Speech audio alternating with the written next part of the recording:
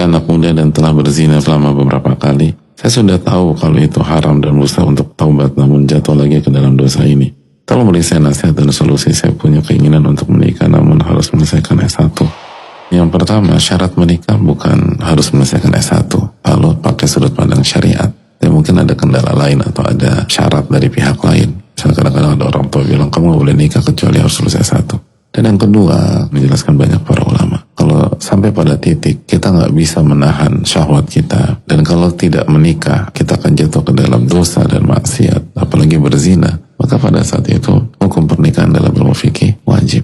Artinya kalau kita nggak menikah kita berdosa. Dan sebaliknya kalau kita menikah kita pahala besar, dikasih keberkahan oleh Allah. Dan salah satunya dilancarkan pendidikan kita dan S1 kita. Dan itu proven, dialami banyak pihak yang memutuskan untuk menikah ketika kuliah. Walaupun secara teknis, secara materi masih sangat tidak ideal. Tapi karena dia merasa ini sudah wajib bagi saya. Karena saya untuk menjaga diri dari dosa dan kemaksiatan. Maka dia tawakal, dia menikah. Dan banyak sekali pertolongan Allah dalam hidupnya. Rizkinya dilapangkan, artinya bisalah dia cukup untuk hidup, tidak bergantung sama pihak lain atau tidak terlunta-lunta, dan kuliah lancar, prestasi bagus, dan kehidupannya dimudahkan oleh Allah SWT.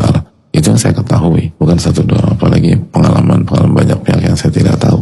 Sekali lagi, seringkali kita tuh membuat syarat apa yang tidak disyaratkan oleh Allah dan Rasulnya, dan itu gak perlu, bahkan kontraproduktif. Dan bisa jadi syarat-syarat seperti itu justru menjatuhkan kita ke dalam hal yang haram. Misalnya itu tadi, untuk bisa nikah harus S1 dulu, dan sekarang semester 1, dan dia gak bisa kontrol syahwatnya, dan dia bisa nikah pada saat itu, tapi dengan syarat itu harus nunggu 3,5 tahun atau 4 tahun lagi. Itu kan syarat yang membuat seseorang jatuh ke dalam hal yang haram. Terus yang berikutnya, zina adalah hal yang sangat fatal, dia dosa besar. Dan Allah berfirman tentang zina, wala taqrabuz zina innahu kana fahishatan wa sa'a sabila. Dan jangan kalian dekati zina, karena itu adalah perbuatan keji dan jalan yang buruk. Jadi ketika kehidupan orang diisi dengan zina, itu kehidupan yang buruk kata Allah. Akan ada keburukan-keburukan menimpa kita, itu yang harus kita ingat. Dan jangan hanya diartikan hal-hal buruk itu hanya penyakit kelamin. Bisa jadi Allah takdirkan Anda nggak kena di situ, tapi bisnis Anda, keluarga Anda, rumah tangga Anda, hubungan Anda dengan orang tua, nanti sama partner, itu berantakan.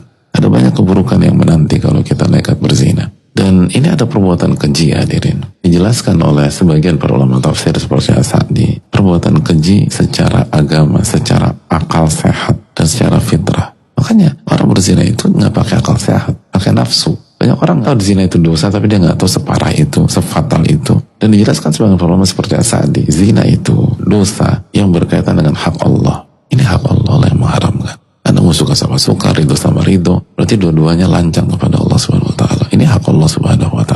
Lalu hak wanita, walaupun suka sama suka, karena sukanya itu bukan secara agama, secara akal sehat, dan secara fitrah. Ini suka syahwat, lalu kita manfaatkan itu. Lalu yang ketiga, hak ahliha, kata para ulama. Ketika seorang berzina, ini berkaitan dengan hak keluarga besar dari wanita tersebut. Anda bukan berurusan dengan dia, Anda berurusan sama keluarganya. Karena kalau bapaknya tahu dan bapaknya masih di atas fitrah, walaupun nggak terlalu ngerti agama, kira-kira bapaknya ridho nggak anak perempuannya ditidurin? Nggak ridho. Kira-kira kakak laki-lakinya ridho apa tidak? Enggak. Makanya begitu kejadian taspek garis 2 yang artinya hamil di luar nikah, itu yang heboh siapa? Keluarga besar. Dan keluarga besar merasa terpukul. Sampai om, tante, kakek, nenek merasa terpukul. Dan mereka sepakat, kamu bikin malu keluarga. Jadi orang yang berzina itu menzalimi keluarga besar. Pengen dosanya kayak apa? Karena yang malu itu bukan hanya 1-2 orang. Satu keluarga besar malu. Satu keluarga besar merasa terpukul. Satu keluarga besar merasa kecolongan. Orang mencuri, misalnya mencuri sendal atau mencuri apalah. Itu satu keluarga besar gak terpukul. Apalagi kalau dia pelit. Rasain tuh biar tahu. Tapi kalau zina, apalagi hamil dan nikah, itu satu keluarga besar terpukul. Dan kalau wanita ini sudah menikah, auzaujiha, ini hak suami, ini salah satu yang paling parah gitu.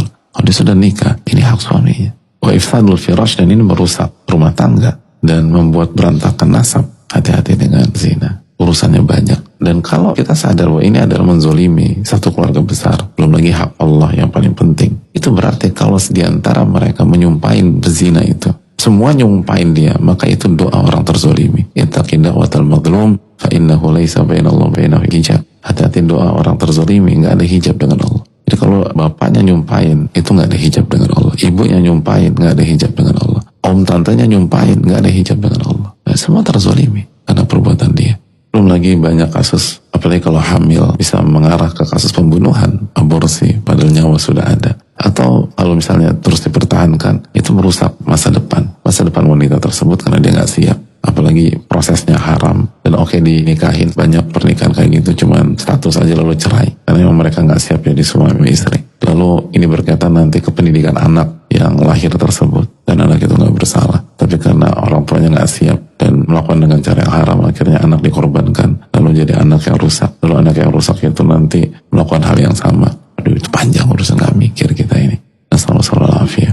Dan hati-hati dengan dosa aborsi ya, Jadi tobat-tobatan nasuha, minta ampun sama Allah. Lalu jangan jatuh lagi, minta ampun